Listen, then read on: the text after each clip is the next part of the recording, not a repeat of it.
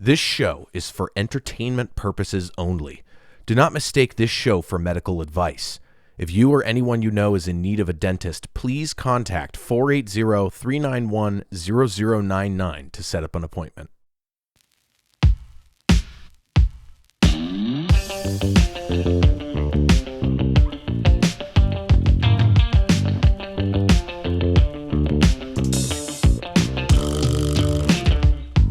Welcome to our podcast. Sit back and relax. Dental Works Podcast.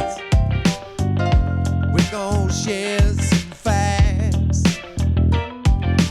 We gonna raise your dental IQ at the Dental Works Podcast. We will guide you. Put out some bad jokes before we are through. Free information here just for you. Sit back and have a good time. Today is April 10th, 2023, and this is episode number 116 of the Dental Works Podcast, the show about learning the ins and outs of dentistry from a patient's perspective. I'm Ted Work, and that over there is Dr. Terry Work. Peace. Dental Works is a family dental practice based in Scottsdale, Arizona that has been providing cosmetic and surgical dentistry for over 27 and a half years. I almost had it, stumbled at the end. Centrical dentistry. We got two cameras today again. Woo! Camera A. Camera B. Camera A. All right. That's enough of that. Yes. We'll use this later. So what have you been up to, Terry? You been doing something? Living the dream. We just had Easter. Yes, right. And that was a nightmare, cooking-wise. No. What did we have? We had lots of stuff. Oh, yeah. So turkey and ham and fresh baked bread, sourdough. 4 different loaves. 4 loaves of baked of bread. fresh baked bread. I am not embarrassed to admit. I mean, if you think being a dentist is nerdy, join a sourdough starter Facebook page or group or whatever. What do you guys discuss on that? Well, yeah, Are I you don't. just I like, mean, it's man, not my a thing. starter smells real weird. The thing about this is, it's almost like if you do that a lot, you're like, okay, dude, don't. Some people are like trying to get their starter to look as gross as possible. Like, it looks like some kind of freaking weird foot fungus. I'm sure. like, why? What are you? Don't. And it is a show fungus, that. right? 'Cause Well, that's it a is, yeast. but you can. It's a combination of yeast and bacteria, but I mean, you can keep That's the it best like combo. hygienic. It doesn't have to look like some kind of weird. How old is your starter? Like, probably 3.5 years, maybe. Is that a good number? 3 years? I don't know. The starter at Bodine's in San Francisco is 123 years old. What? Wait, what? All right. Yeah. So, I mean, starter is just the local bacteria and different kinds of yeasts that are in the air. I didn't mean to get into this, but how did you start your starter? How did that start? You basically all you do is take water and flour, Yeah. you mix it together, and you let it sit for 4 days. It's just the local bacteria. Yes, is what you said. You kind of get your hands in there and the fungus off your hands and all sorts of shit. And there's just yeast in the air and there's just bacteria in the air. So every loaf of bread you make has a little bit of you inside of it. A little bit of you. Interesting. TW loaf. Interesting. Yeah, so it's, but basically you let it go. It takes to make a decent starter, it takes about 2 or 3 weeks to get it started. You put water and flour and you let it sit for 4 days. You take half of it out and you mix in new water and flour, and you do that until it starts to bubble.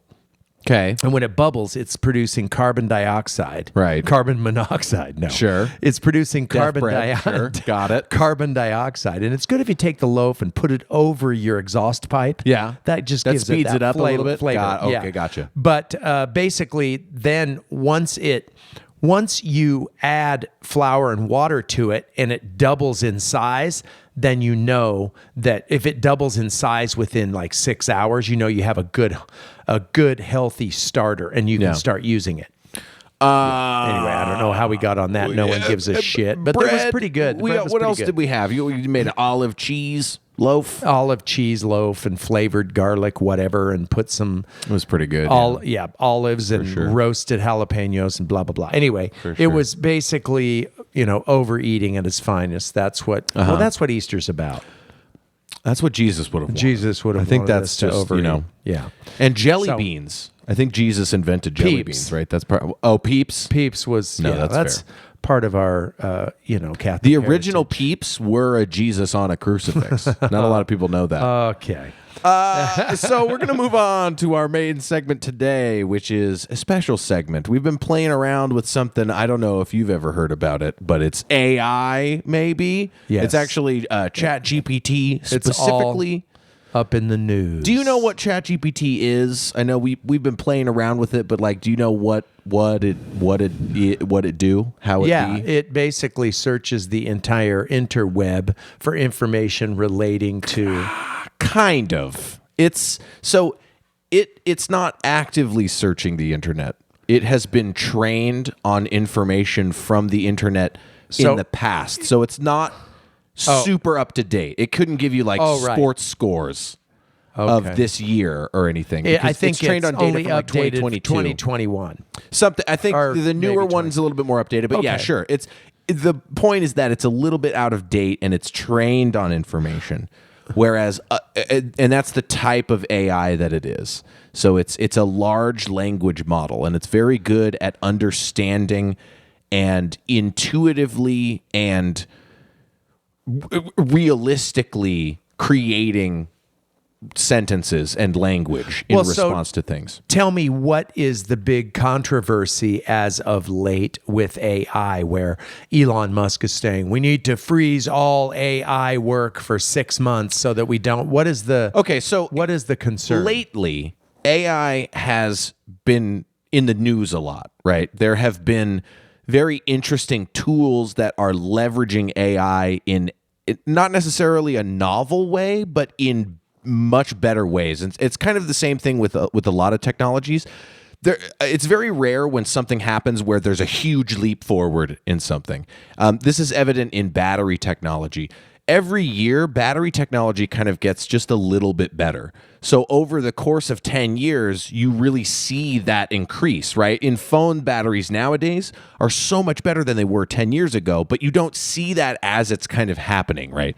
There are really big things my point is that AI is also doing that. AI has been making short gains year after year for a long time, and we've benefited from those short gains in apps that we don't necessarily see as being something that is AI. Perfect example, Google Maps.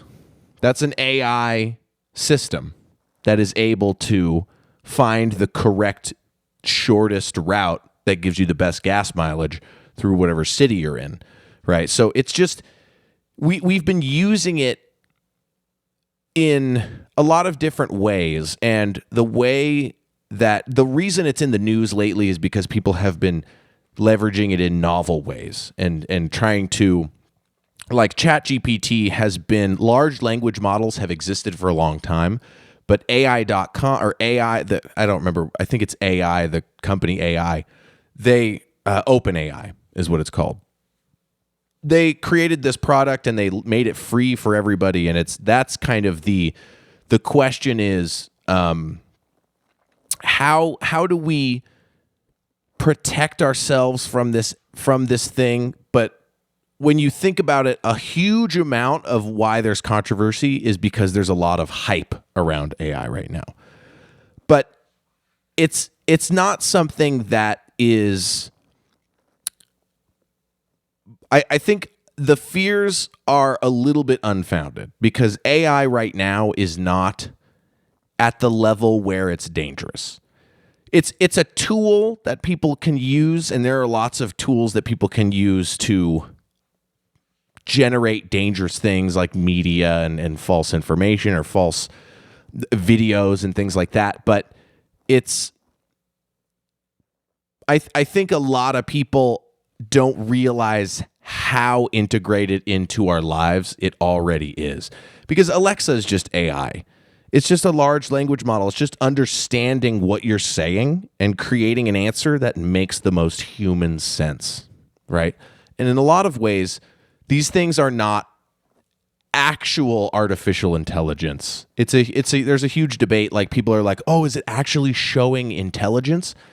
And a huge question is, these systems, they're trained on it. I went to school for computer science, so I have a little bit of kind of knowledge, a very cursory knowledge, just for people who are curious in computer systems and artificial intelligence. But it's basically, we don't understand what consciousness really is, or intelligence really is on the basest level. So it's hard for us to tell when something else is exhibiting those traits. Well, you know what I mean? Most of it really is just parroting things that somebody would recognize as being human-like characteristics, or, they throw a thing in there that makes it seem more real. And a perfect example is, I tell the story, I fell asleep on the couch one night, and I was going to bed, and I said, "Good night, Alexa." And she said, "Good night, sleep tight." Just weird stuff like that. And you're Sure. like, that's kind of, but she wasn't really like, that's different. I get that. I understand that.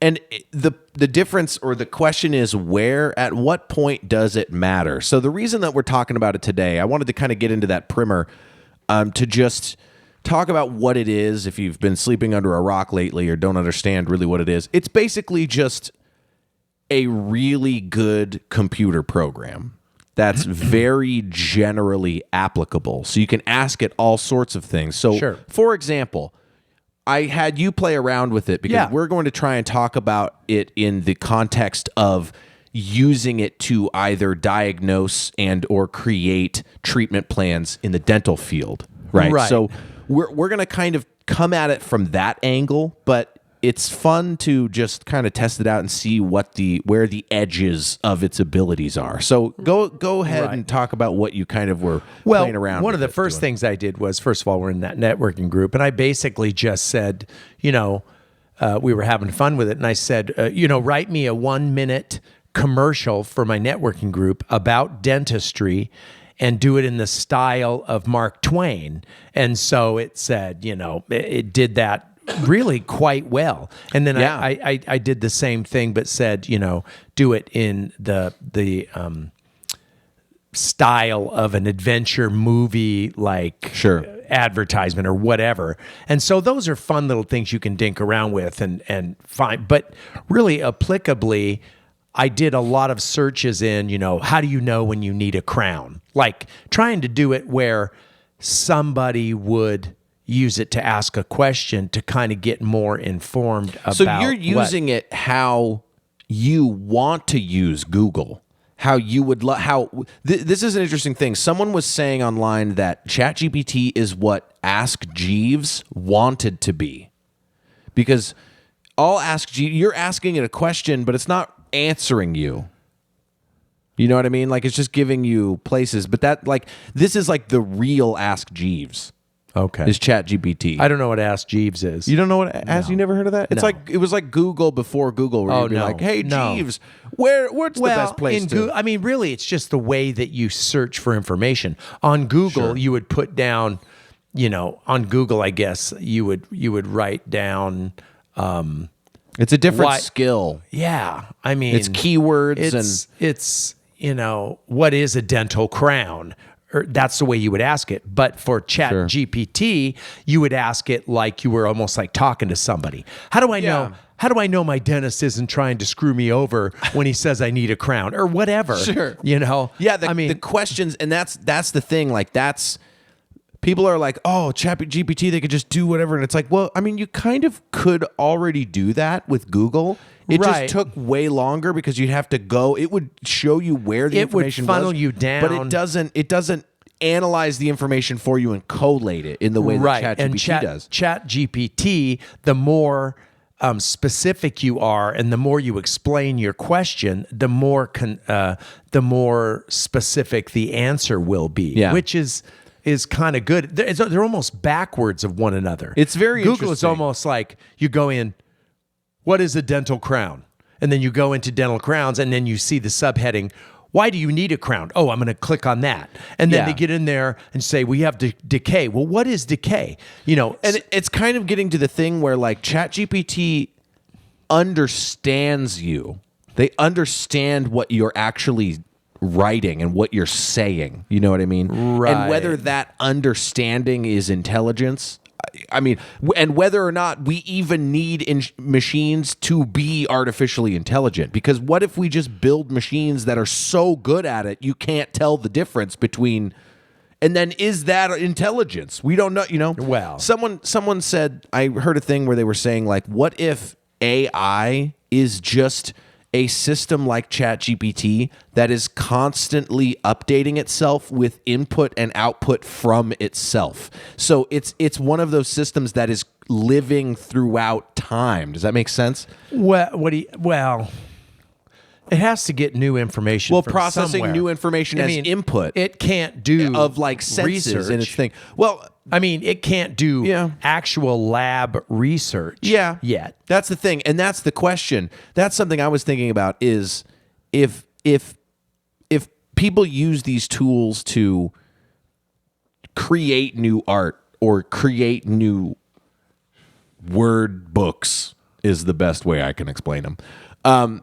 Then like there have to be these people that feed into the library of training information, right? Of the library of like experiences. make the actual art that the thing can analyze and then use in its own thing, right? There has to be that a human factor to it as Sure. we think of a human factor, and then the computer just evaluates that, because a computer can't go out and, I mean, it could fake like We're it getting there, man. realizes the beauty of a butterfly and how it makes its computer if you think about chips it like this, but if feel. you think about it like this, humans really are just an extremely complex computer system Well. or robot in ways, right? So it's like at what point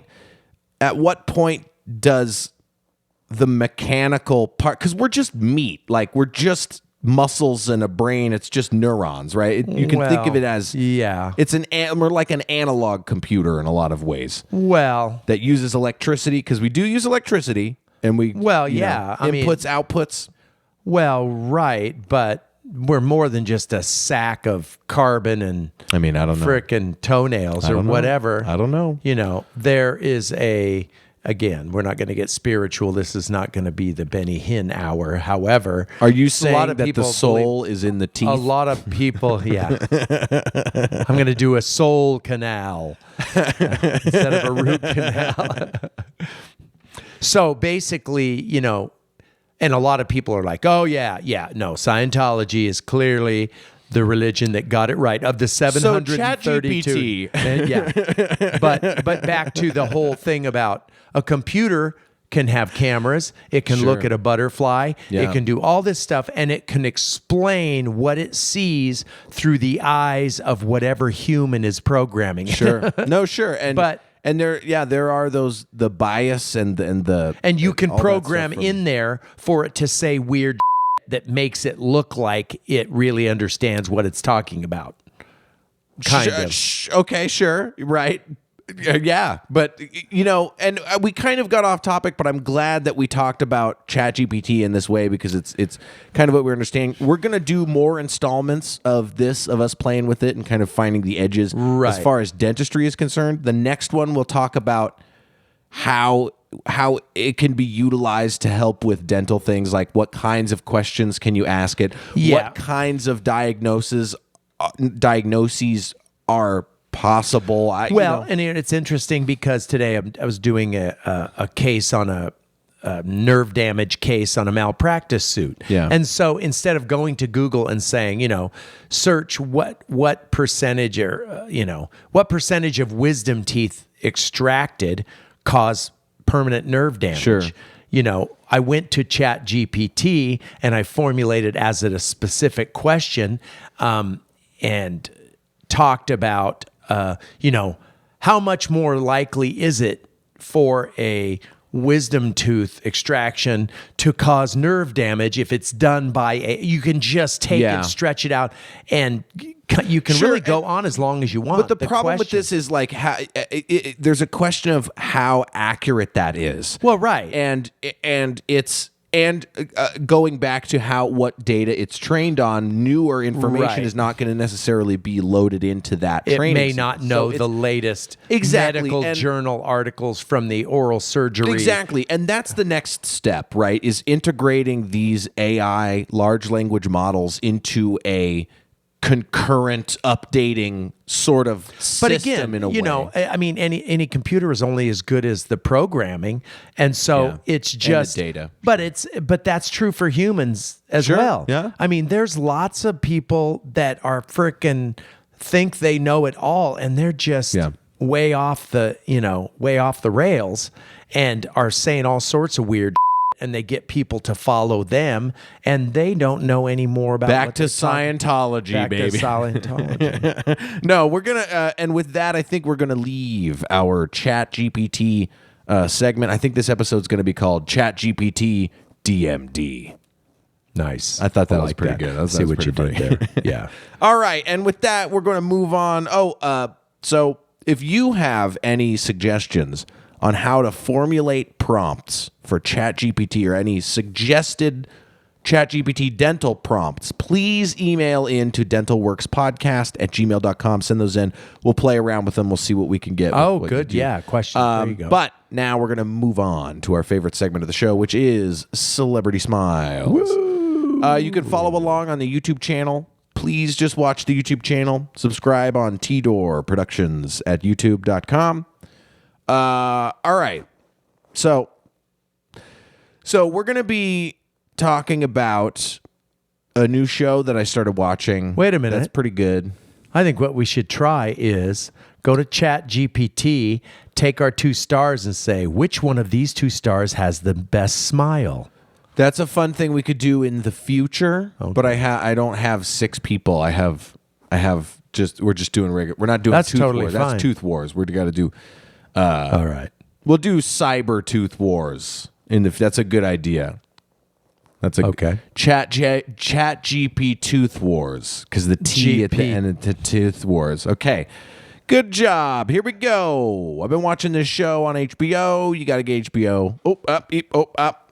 Saved it. It's called Succession. It's a good show. It's based on Rupert Murdoch and the Murdoch family of Fox News fame. Oh. The owner, the Australian owner of Fox News. He's Australian. Yeah. He's very Australian. Rupert Murdoch was a conservative, and his kids are liberals, right? I have no idea. I don't care. The show's just based on them. That's all I know. The show have is you called, been watching the show? I or have no? been watching the show. It's not the same at all. It's just a good show on HBO. okay. It's just based on them. It's not like inspired. Anyway, Okay. those are the same thing. Doesn't matter. Here's what's going to happen. I'm going to say Camera these people's B. name. I'm going to say these people's names, and you're going to. You know how this works. The first person's name is Brian Cox. Brian. Brian Wait, the first Cox. person's name, not the person's first name. Brian Cox. What? Oh, he was on. He's in tons of stuff. He's a great actor. In. I almost Yeah. said The Big Lebowski, but what I meant to say was the attorney, the female He's attorney. in The Ringer. He's the evil guy who's trying to get Johnny Knoxville to He is in the ring. be. He's really good in The Ringer as that character. Oh, no, you know what? He's not this. Okay. Anyway, he's great. He is the patriarch of the family, and everybody's trying to suck up to him. And the first episode is really, oh man, there's lots of cringe that happens. Brian Cox teeth. Brian Cox teeth. That did not go well. Hold on. How'd you spell Cox? What? Who's this? Oh, that is a British astronomer. Is his name Brian Cox? Yeah, it is. What's the name of the Do show? Succession. Say Succession. Succession. Succession. All right. Brian Cox teeth. He does not smile very much. Are you getting the right guy? Did I give you the wrong name? No. Okay, he's in there. Okay, good. Yeah, he's intense. He can be a He's very bad intense, guy. yes. I'm trying to think of what else he's in. Let me look up what he is. He's obviously, well, he's arguably the most popular person on that show. But He does not show his teeth hardly at all.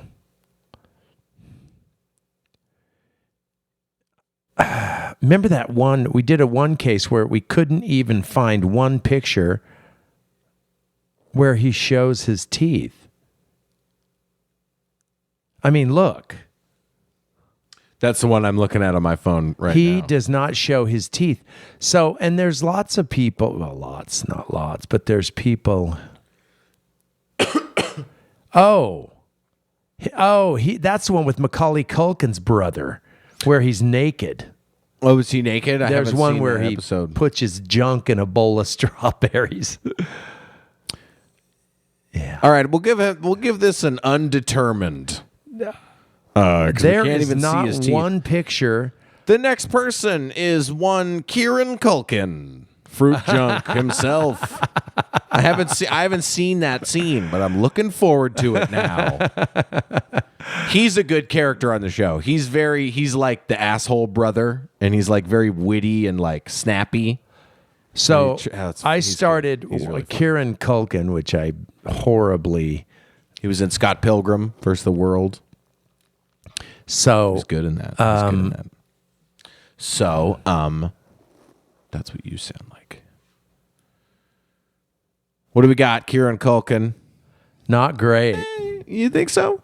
Not great. Not great. Are they natural? No, he's got crowns on 8 and 9 for sure. Okay. He's got an inverse smile where Okay. his teeth are flat across and his lower lip is curved, and that is not a great look. And you can tell by a lot of his pictures that he's uncomfortable with his smile. You think so? Yeah, he doesn't like his teeth. You can tell. He is a What are we 3, giving 2, 1. He is a 5. Okay. That's not bad. See, not that's a perfect example of how This is my impression of him. Ready? his smile, his lower lip goes down and his teeth go up. All right. Yes. So we're giving him a 5. Mm-hmm. All right. The last person. It goes by the name of Jeremy Strong. This person plays the kid that wants to take over the business, but is kind of bad at it. Is he one of the But he's kind of bad at doing the business. He's kind of a cokehead a little bit in the show. He's been in other stuff. Yeah? Yeah? Has he? He's been in some other stuff. What do his teeth look like? Give me your So- teeth rating out of 10. Sorry. Started up my D&D again. That's been fun. Oh, he was in the Gentleman. What's that? The Gentleman. It's a movie with white men can't jump. Pot smoking guy. The Gentleman. The Gentleman. It's a British film that, oh my God, he is so good in that. This You is a would good love show. that movie. This is a really good show. You would love that movie. It's got the guy from Dallas Buyers Club. He's in the. How about you look it up commercials. and then come back to me? He's All in the I can't commercials stand where- this. I cannot stand this. And with that, we're gonna call the episode is over. So thank you, Woody Harrelson, not Woody Well, Harrelson. we The guy know that who looks, look- the guy that looks like Woody Harrelson, the other guy. Matthew McConaughey. Yes, no, Matthew you just think they McConaughey. look the same because they're both in Ed TV. We don't have time for this. We got all right. We got to end the episode. Oh no, So- we didn't rate his teeth. All right, what do you We got? forgot. What do you got? But that's a good movie, The Gentleman. He's got a pretty natural smile. I'm going to give him a 7. And with that, we're going to say thank you for listening to the Dental Works podcast. If you'd like to support the show, please give us a rating on iTunes or your podcast player of choice. If you'd like to get in contact with the show or you have questions, please send an email to dentalworkspodcast@gmail.com. We may talk about your question on the show. If you're located in the Phoenix area and need dental work, please give us a call at 480-391-0099. We will see you guys on the next episode where we do something wacky and crazy. Artificial intelligence is taking over. I guess. No. I'm all right with that. I feel like I'm okay with that. So you can just Makes it easier to find sit at the home Starbucks. All right. watch. This podcast was produced by T-Door Productions. Theme song written and recorded by Neil Hathaway. Vocals by Terry Work. Sound effects provided by freesfx.com and zapsplat.com.